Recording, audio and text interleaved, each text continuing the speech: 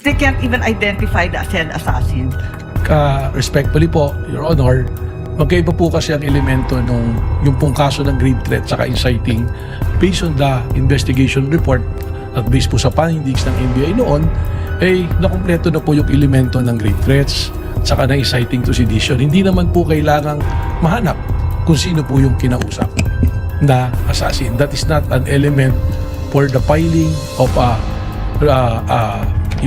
complaint. So ang sinasabi po ninyo, tama yung pagka-file, pero hindi kumpleto yung mga findings dun sa affidavit of investigation dahil yan din ang sinabi ni NBI Agent Attorney Longto na nandito siya at pinahiwatig niya na siya ay lead investigator pero wala siyang personal knowledge of whether there was an actual assassin. So, why is it that 14 months after filing the cases, the assassin is yet to be named? At ngayon, humihingi pa kayo ng 3 hanggang 6 na buwan para tuklasin kung sino nga yun. Ganito nga po, yung pong grave threat at inciting to sedition, nandun na po sa DOJ yan. That is the subject of a resolution na dapat gawin ng DOJ. Magkaiba po yan, hiwalay po natin. Ito pong ating investigation dito is an investigation because of the continuing active and serious threat to the President amounting to the effect na yung national security is only being compromised. Pero hindi so, doon po po natin yan tinitingnan. Hindi po yan ang sinabi ninyo eh. Kasi ang sinabi ninyo doon sa House of Representatives, sa Justice Committee, maliwanag sa amin nyo na meron kaming leads at mukhang ito na talaga ang findings. Kaya nga po nag-file ng kaso ng grave threat at inciting to sedition. Sabi ninyo, yan ang dahilan. That was your statement. Because if you stand by these words na may finding na talaga, at yun ang dahilan kaya nagpila noong February, as early as February, the date that the NBI filed, the NBI already had findings that VP Sara spoke with an assassin. How come kayo ngayon, sinasabi ninyo na wala naman nung panahon na yon? Ganon din ang sinabi ni Attorney Lotto. So, hindi ko maintindihan ngayon, talaga bang may assassin na na-identify nung Pebrero o wala? Then dealing with the aftermath of a flash flood. At that then Mayor Sara Duterte had come from attending to affected residents before proceed. Alam niyo ba ito? Well, I was informed po kanina nung sinasabi yan. Alam niyo bang 31 po yung namatay nung panahon yon? Yun po, nalaman ko po kanina. Actually, nandun po ako nung nangyari po yung insidente. At after 2 days, bumisita rin po yung si former Vice President Jojo Binay. Kasama niya yung anak niya na si Senator Nancy Binay. Mismo, witness po ako doon na talagang hirap ng sitwasyon. June 29 po yung nangyari na madaling araw. Yung flash floods at marami pong namatay, no, 28 to 31. At after a day, July 1, may schedule po yung sheriff na palisin yung mga informal settlers na wala pang malilipatan. Ang maalala ko lang po na nakiusap si then Mayor Sara na kung pwedeng ipagpaliban muna ng ilang oras o araw yung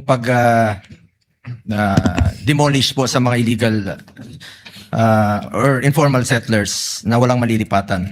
Actually, sa totoo lamang po, since we are here for the search for the truth and justice, I believe it is incumbent upon me to put on record my recollection of what happened. Yun po yung maalala ko. Sabi ko nga na may pulisiya po yung syudad noon na kung walang malilipatan yung mga informal settlers ay wag munang paalisin. Kawawa po yung mga kababayan nating mahirap na wala pong malilipatan. Yun po ang konteksto ng nangyari. We are not justifying violence, but we are highlighting that context is important to have a fair assessment of the incident. Magkakaiba naman po yung nangyari nung 2011 sa mga pangyayaring iniimbestigahan niyo po dito. In fact, not just this incident, in our search for the truth, importante alamin natin ang dahilan at konteksto ng mga pangyayari upang maging patas, objective at makatarungan ang ating pagsusuri. Yun lamang po. Ubus na yung oras ko. Last 2 minutes na po. Thank you, Mr. Senator President. Thank you, Mr. Presiding Officer. Salamat po. Tapos na ba yung oras ko? Sabi ni Anika, tapos na daw. Pagtabla yun sa basketball po, pagtabla sa last 2 minutes. May Salamat extension na 5 minutes po. Thank you, second round. Thank you, Senator Jaja. Go. Senator Jaja Ontiveros is recognized. You may proceed, ma'am, when you're ready. You have 2 minutes as well. Salamat, Mr. Presiding Officer. Mr. Witness, Opo. nabanggit po kanina ang political speech at pag-express ng dissent sa gobyerno. Bilang abogado at public servant, kailan po sa tingin ninyo lumalampas sa kritisismo at nagiging national security concern? Ang isa pong kritisismo ay lumalagpas na sa yung kalayaang magsalita kung meron na po tayong nalalagpasan at nababiolate na batas at lalong-lalo na po kung ito ay maghahantong sa kaguluhan at makukompromiso po ang ating national security. If our national security will be under attack, malaki po itong problema. So kung may kritisismo pero meron din pong potensyal na lumikha ng kaguluhan o gawing insecure ang national security, lumalampas na po sa kritisismo, nagiging concern of national security ayon sa tingin po ninyo. Tama po, binabantayan na po natin yan ng masusi at mas malapit na pagbabantay. Alright, salamat po.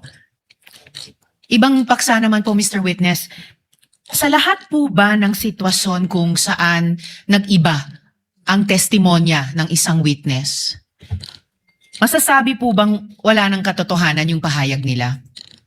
Ang testimonya po na paiba-iba ay dyan po pumapasok yung intervention ng korte na nakikinig kung anong testimonya ang dapat pakinggan. At titingnan po dyan ano ba ang circumstances, bakit may ganong testimonya, bakit nagbago, at eventually kung ano po yung talagang nilagdaan at kinilala, ay importante po yun. Speaking of yung circumstances, meron po bang mga valid reasons o meron po bang mga dahilan kung bakit nag-iiba ang testimonya sa karanasan at obserbasyon nyo? Marami po. Bari pong may pagbabanta sa buhay ng tumitistigo o sa kanyang pamilya o sa kanyang katatayuan. Maaari din po na dahil may konsiderasyon na pinansyal, ay pwedeng magbagong testimonya. At meron pa po siguro na tinitingnan din kung napasasakripisyo ang kanyang pagkatao, hindi naman yung banta sa buhay niya, kundi sa pagkakakulong or kung ano man, or meron pong taong gusto pong pagbigyan sa kanyang pagtistigo. So bagamat syempre naman po naghihigpit ang korte sa mga usapin ng katotohanan at standards ng katotohanan, ay hindi po masasabi sa lahat ng pagkakataon na wala ng katotohanan ang isang testimonya o yun, na Tama po hindi yan. na totoo ang isang testimonya o bahagi ng isang testimonya. Tama po yan, at lalong-lalo na kung may iba pong ebidensya, whether documentary or testimonial evidence din, pwede pong isa-ibangga doon sa testimonyang sinabi para ma-attain po at makita kung kailangang tanggapin o paniwalaan ng testimonyang sinasabi po ng isang tao. At doon po pumapasok yung wisdom ng korte, timbangin ang lahat at subukan pa rin gabayan ang buong proseso na buuin yung buong kwento at totoong kwento mula sa kahit pira-piraso. Tama po yan, yung wisdom and of course guided po by the law, the letters and the spirit of the law po. Of course. Huling tanong na lamang po, Mr. Witness. Sundan ko yung tanong kanina ni Senate President tungkol sa persons of interest. At ang punto po ninyo, tama po ba na pwedeng persons of interest ang kanyang mga security ni Vice President? Wrapping up, Mr. Presiding Officer, ilan po sa pagkakaalam nyo ang security complement ni Vice President? Hindi ko po ako sigurado sa eksaktong numero, but what I've seen from the news before it's 750 and it's reduced to 300 plus po. 300 plus ang security complement ni Vice President. Yun po ba ay kinonsidera ng NBI sa pag-characterize ng mga utterances ni VP bilang lampas sa kritisismo at papunta na or ganap na concern sa national security? Ibabalik ko po ron sa ginamit namin po na 5 standards na ginagamit po ng Secret Service ng Amerika in National Threat Assessment, yung kung tinatawag na Protective Intelligence Threat Assessment Methodology po. Babalik ko po doon, isa po yan sa tinitingnan. Doon po pumapasok yan sa capacity o kapasidad ng tao po na nagsalita ng pagbabanta. Okay. So yung fact na may higit 300 security complement ay iniugnay nyo dun sa isang standard ng capacity. Tama po. Alright. Salamat po, Mr. Witness. Salamat, Mr. Thank Presiding you, Senator Officer. Judge Ontiveros. If there are no other senator judges, the chair will have a brief. Senator Judge Pia Cayetano is recognized for her interjection. You may proceed, ma'am, when you're ready. You have 2 minutes. I believe this is a continuation of the lady's interjection yesterday. Thereafter, Senator Judge Alan Cayetano.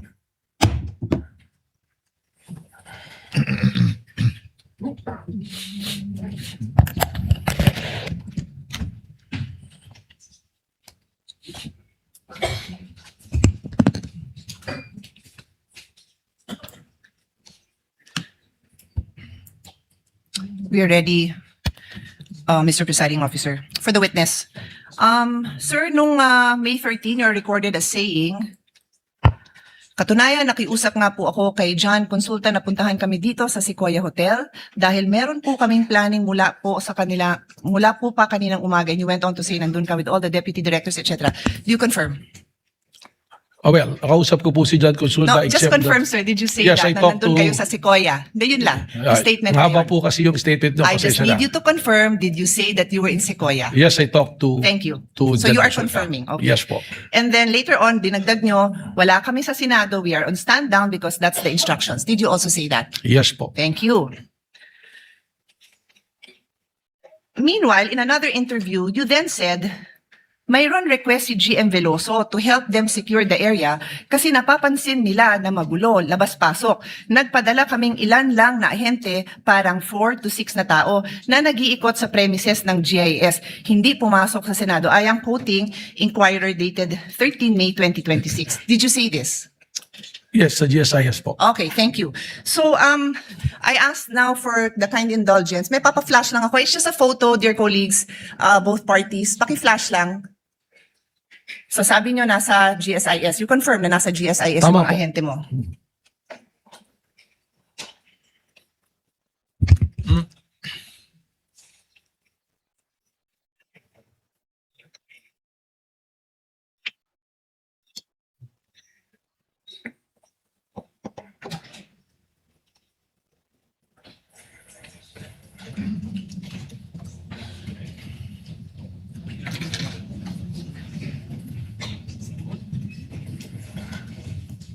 Pwede magpa-update sa technical what's going on. It's just a photo. No. Ito, I'm just showing the Senate website for the record. Senate website. Tapos po, nandito po sa right corner. Can you read it, sir? It says contact information. Can you read it? Hindi ko po Okay, makakabasa. paabot ko sa page yung same thing. It is just the Senate website. Page, pakiabot. Thank you. Okay, pakibasa lang po yung address ng Senado.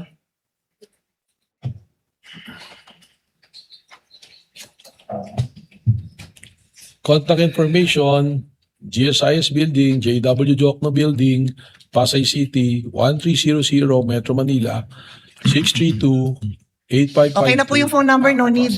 Opo. So pakiulit, ano hong building? GSIS Building. Opo, kasi nag-iisa lang naman ho ang address namin. Umuupa po kami dito sa GSIS. Iisang building lang ho po yun. And for the record, kung saan nakita yung tao mo, likod lang po yun ng office ni Senator Loren Legarda. Nasa video po yun. I will not bother everyone with that. Kung gusto nyo, presiding officer, I can, but for now, I won't.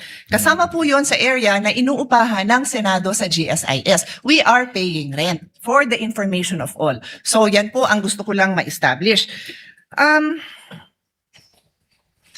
It seems kasi po na you swore an oath, no, to tell the truth, the whole truth, and nothing but the truth. Is that correct? Yes po. Thank you very much.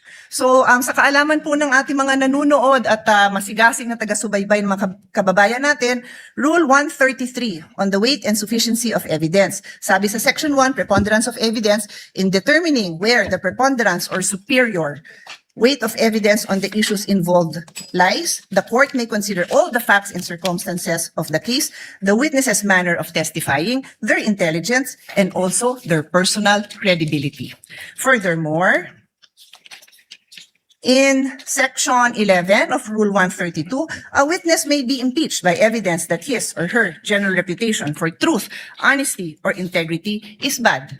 So, nagring na yung bell. I will be loyal, I will follow this na lang, pero may record pa sana akong papakita. If the body wants, I will show the video na sinabi din po ni NBI Director in an interview, wala pong nasaktan, wala pong nangbugbog, but we have a video, alam po ng lahat ng mga kasamahan natin na yung OSAA, yung aming pong personnel, binugbog. May video po tayo niyan. I leave it to the body, I leave it to the presiding officer if we want to take up the time of this court to show that. Yun lang po, maraming salamat.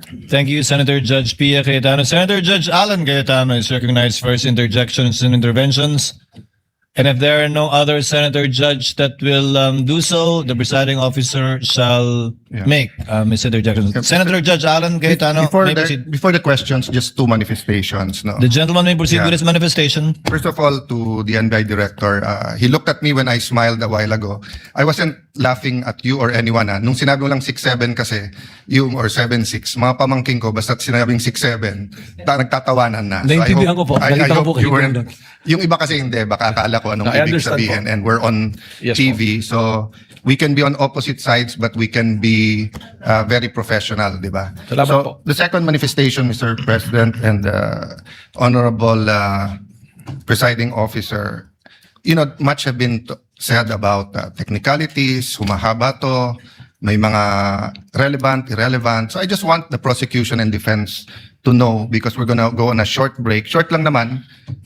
SONA sa Monday kontra SONA sa Tuesday. Makikita tayo sa Wednesday. Both sides, you're doing a good job. Both sides. I mean, the prosecution, your job is to prosecute, and the defense, your job is to defend. The onus is on us. May tinatawag na defense senator judge, may tinatawag na prosecution senator judge. Wala pa akong impeachment dito na hindi nangyari yan. 'Di ba? Ang importante hindi lang yung resulta but yung proseso. And I always say democracy is messy. If you want a dictatorship, it's less messy, but it's a dictatorship. May problema. You want a democracy, it's not, 'di ba? Having said that, I have a lot of questions, but I want to show Senator Raffy Tulfo some good faith because he always shows me good faith when we're in the lounge. Hindi ko na itatanong today since I think in the next few weeks madalas naman kami magkikita ni Director Matibag dahil marami siyang iniimbestigahan na kasama ako doon. So I'll be seeing you, Mr. Director. Thank you, Mr. Presiding Officer. Thank you, Senator Judge Alan Cayetano. Senator Judge Amy Marcos is recognized for her questions and interjections. You may proceed, ma'am. You have 2 minutes. Yes, thank you very much to our presiding judge. Kumusta Attorney Mel, Congresswoman Ann, at sa lahat na narito. Itatanong ko lang, kasi sinusundan ko rin yung kwento ninyo, na kahapon sabi ninyo na 100% certain na si VP Sara contracted someone over the alleged plan to kill the president as well as 2 others. Tapos, ito naman, corroborative naman ito, nung sinabi ninyo, nung 29 April yata sa House of Representatives, na sinabi rin ninyo, meron na kaming leads at mukhang talaga yun ang findings. Kaya may grave threat at inciting. Tama ba na sinabi po ninyo to? Tama po. Meron pong report po. At alam din natin na nag-file na yung NBI February 2025 na ng inciting to sedition case against VP nung February last year. Ngayon, nagtatanong lang ako, 14 months later, as late as 29 April, the NBI still has not identified yung supposed assassin. Does it mean na at the time na nagpila sila ng kaso ng inciting noong Pebrero na nakaraang taon, the NBI wasn't even sure if there was an actual assassin? Alam ko before your time to, no, Mel? Pero tinatanong ko lang, how can the NBI be sure there was really a contract if they can't even identify the said assassin? Respectfully po, Your Honor, magkaiba po kasi ang elemento nung yung pong kaso ng grave threat saka inciting based on the investigation report at based po sa findings ng NBI noon, nakumpleto na po yung elemento ng grave threats saka ng inciting to sedition. Hindi naman po kailangang mahanap kung sino po yung kinausap na assassin. That is not an element for the filing of a complaint. So ang sinasabi po ninyo, tama yung pagka-file, pero hindi kompleto yung mga findings dun sa affidavit of investigation dahil yan din ang sinabi ni NBI agent Attorney Longtok na nandito siya at pinahiwatig niya na siya ay lead investigator pero wala siyang personal knowledge of whether there was an actual assassin. So, why is it that 14 months after filing of the cases, the assassin is yet to be named? At ngayon, humihingi pa kayo ng 3 hanggang 6 na buwan para tuklasin kung sino nga yun. Ganito nga po, yung pong grave threat at inciting to sedition, nandun na po sa DOJ yan. That is the subject of a resolution na dapat gawin ng DOJ. Magkaiba po yan, hiwalay po natin. Ito pong ating investigation dito is an investigation because of the continuing active and serious threat to the President amounting to the effect that yung national security is only being compromised. Pero So hindi doon po po natin yan. tinitingnan. Hindi po yan ang sinabi ninyo eh. Kasi ang sinabi ninyo doon sa House of Representatives, sa Justice Committee, maliwanag sa amin nyo na meron kaming leads at mukhang ito na talaga ang findings. Kaya nga po nag-file ng kaso ng grave threat at inciting to sedition. Sabi ninyo, yan ang dahilan. That was your statement. Because if you stand by these words na may finding na talaga, at yun ang dahilan kaya nagpila noong February, as early as February, the date that the NBI filed, the NBI already had findings that VP Sara spoke with an assassin. How come kayo ngayon, sinasabi ninyo na wala naman nung panahon na yon? Ganon din ang sinabi ni Attorney Lotok. So, hindi ko maintindihan ngayon, talaga bang may assassin na na-identify nung Pebrero o wala? Wala pong na-identify noong February. Bakit niyo sinabi Kasi- doon sa House of Representatives na yung dahilan na nagpila ng kaso kasi meron na kayong assassin? That is totally magkaiba po na issue. Again, babalik po ako. Pareho yung issue eh, kasi yun din ang inaalam ng Justice Committee noon eh. At ang Ang liwaliwanag na sabi niyo, yung dahilan na nakapagpila na sila ay dahil natuklasan na yung assassin. Wala po akong sinabi doon na tuklasan. I also mentioned at that time that there are persons of interest. Again, we have to go back po na yung inciting to the Hawak sedition ko and po yung grave threat. transcript kasi. Okay Oo. po, tama naman po yung binabasa niyo. Kaya nga nag-file ng kaso kasi meron na kaming leads. Well- ang liwanag ng pagkasabi ninyo eh. We are referring, may lead na nga po, ibig sabihin, yung pong grave threat, completed na eh. Meron ng threat. In fact, tumatawid na po tayo sa merong kinausap. And we are already talking about doon sa admission ni mismo ni Vice President Sara na meron siyang kinausap na papatay at pumayag yung papatay. Parang napakaliwanag nung sinabi niyo noon at mas malabo di hamak ngayon. Ngayon, bakit kinailangan pa mag-issue ng AO11 kung talaga namang continuing investigation? Dahil ba ito sa April 12 yung sinasabi niyong Rage Coalition? Kasama po yan, paulit-ulit ko pong sinasabi na there is a 5 points na tinignan po natin na ginagamit po ng isang secret Yes, we're service. aware of that. The sexual, economic, etc. Alam naman natin yon kasi yan din ang gamit ng US, di ba? Tama po. Kaya po, merong ongoing investigation. Sinabi ko na yung threat is serious, continuing, and active, na ito po ay tumatawid na rin to the level of national security. Kung talagang may pattern of violence, doon sa Rage Coalition launching, andun ba si VP Sara? Wala po. Ganun pala eh. As a matter of fact, she wasn't even there. Siya ba nagsalita? Siya ba nagsabi nun? Si Mayor Basti po. Are you implying na may conspiracy kay VP Sara at Mayor Baste to have the president killed? Yan po yung aming tinitingnan. Kanina po, tanong ni Senator Ping Lacson, tinitingnan po natin kung mayroong sabuatan po na nangyayari. May katibayan ba tayo dito sa conspiracy? Dahil matindi ang pinag-aralan nyo bilang abogado. Sapat ba ito para ipakita na may conspiracy dun sa dalawa? Yun po din yung sagot ko kanina kay Senator Ping Lacson, kaya po hindi pa nakasuhan sapagkat tulad po ng mga kaso na pumapasok at alam po ng mga abogado na conspiracy is sometimes harder to prove than the crime itself. That's why we have to make a case build-up para masiguro po natin ng isasampang kaso Sa ay madaling lulusot. sabi, wala pa pong katibayan ng conspiracy. Yun po yung tinitingnan nga nating anggulo. Kaya Yun nga, tinitingnan ng pero sa ebidensya. ngayon, habang tayo ang naglilitis dito, wala pa. Kung meron na po, na-file na po namin yan. Kailangan po lumusot ito under Memorandum Circular number 20 of the Department of Justice. Ngayon, reasonable certainty of conviction. Alam natin yan. Ang sabi ninyo, yung Special Task Force, ano ang gagawin ng Special Task Force kung natumbok na rin yung assassin nung Pebrero pa? O Well- natumbok na? ninyo ngayon na nasa ilan na interview ninyo, ano ang gagawin sa mga assassin na to? Then, kailangan po natin silang imbestigan at kausapin kung gaano kalawak para malaman po natin kung huminto na ba ang threat sa presidente.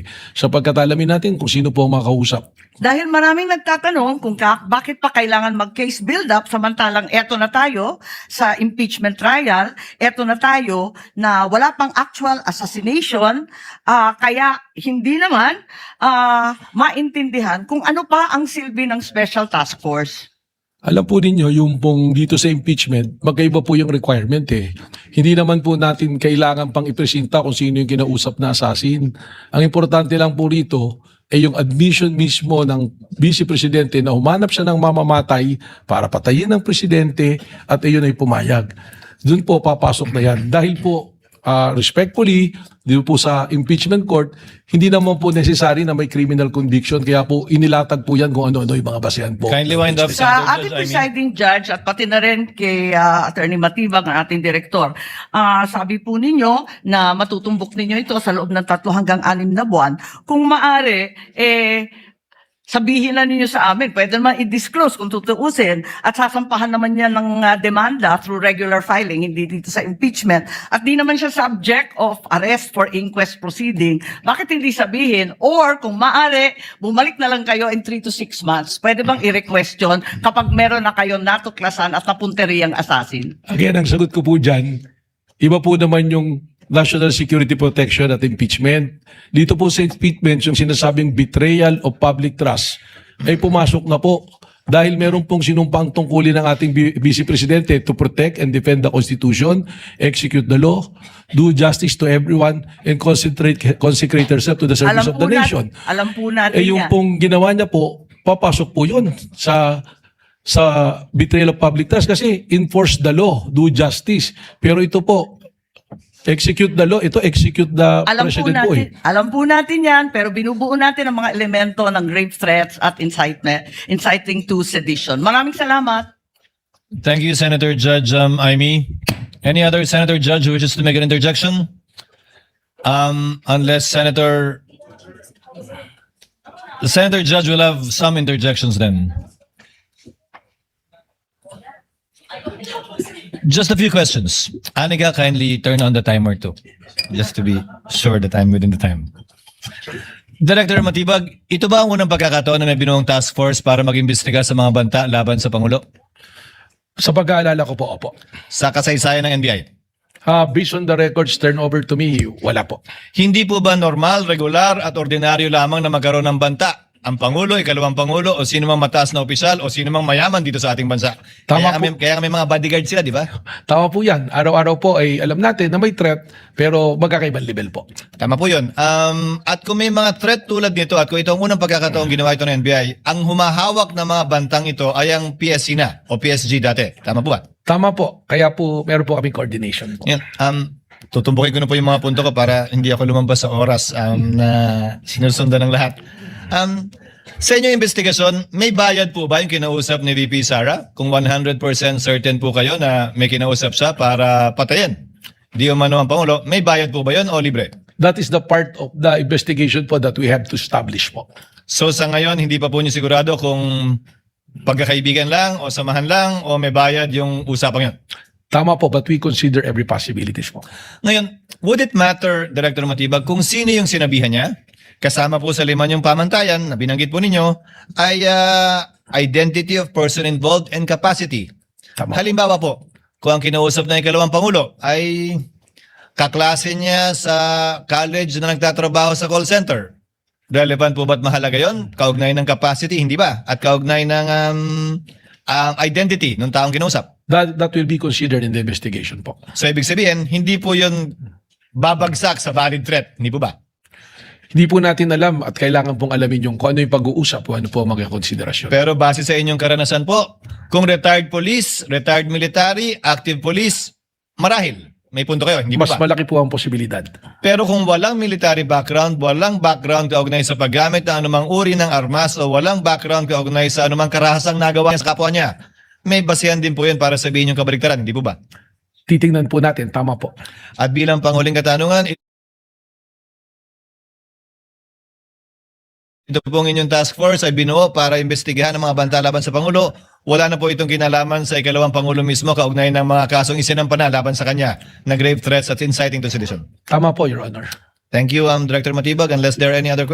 Senator Judge Legarda, I'm sorry, you are recognized. I thought there was no other Senator Judge. That's why I already interjected. Senator Judge Legarda for her interjection. Senator Soto? You have 2 minutes, ma'am. I guess I'm the last to ask. I don't know why the majority senators, Macho Block, don't want me to ask simple questions on national security. People laugh. No, this is levity aside. It's a barkada talk. It's very simple.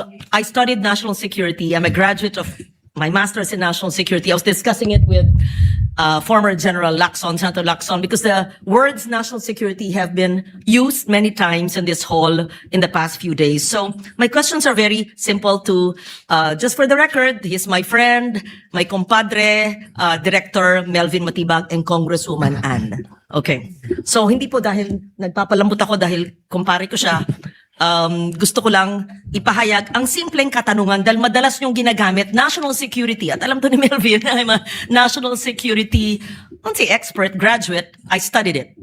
Batay po sa inyong kaalaman, records o ebidensyang nakalap, meron bang mas malawak na koordinasyon sa isang interagency task force o coordinated action sa pagitan ng inyong bureau, ang NBI, ang Presidential Security Command or Group, perhaps ang Philippine National Police, or even the National Security Council or ang NSA at iba pang mga ahensyang may kaugnayan dahil sa mga alleged na pahayag ng ating Vice Presidente?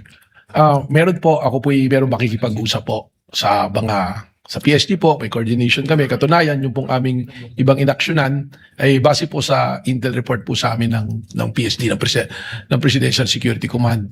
At meron din nga po, ako nabanggit ko na kanina, pakipag-ugnayan po sa military at sa security cluster through the Executive Secretary po. So all of these discussions, are there issuances, memoranda, notices, minutes, directives, reports, official documentation na nagpapatunay sa naturang coordination ng task force? Yung pong aking mga report ay akin pong isinusumite through the Office of Executive Secretary po. How long have you had this interagency task force, and is there such a name of a task force? When was it? Kailan po tinatag? Kailan natapos? Was there a terminal report? And would you consider it, you've always said it's a national security concern. Well, there's no specific task force, but the coordination, as I said, is to the Executive Secretary, but we are also coordinating with the Presidential Security Command and on the military group po. Mr. Presiding Officer, would the reports of the interagency task force na tinatag ng NBI be given to the body so that we have an idea of the investigations conducted by the NBI? Has it been submitted?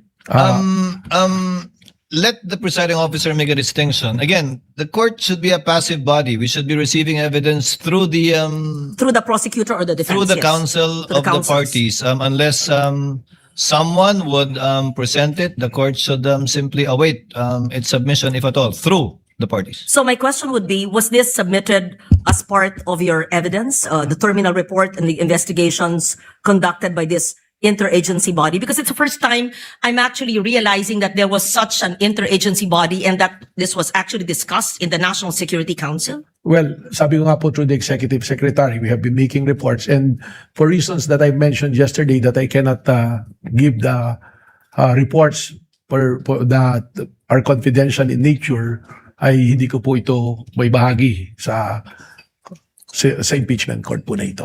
So wala pong pinabigyan, maski anong mga kopya ng reports, even just a summation of all these investigations. It was given po to the Executive Secretary po. And this court has Wala po. no copy of it. Therefore, I would terminate my questions here. And if we don't have a copy of that report, then we leave it at that. Thank you very much. Salamat po. Thank you, Senator Judge Legarda. If there are no other senator judges who wishes to make interjections, is there anything that either of the counsel for the parties wish to state before we adjourn? Attorney Binluan, I see you standing up. None at this time, Your Honor. If there are none, Chair would now like to dispose of some administrative matters. First, the Chair would like to remind the parties in connection with the conference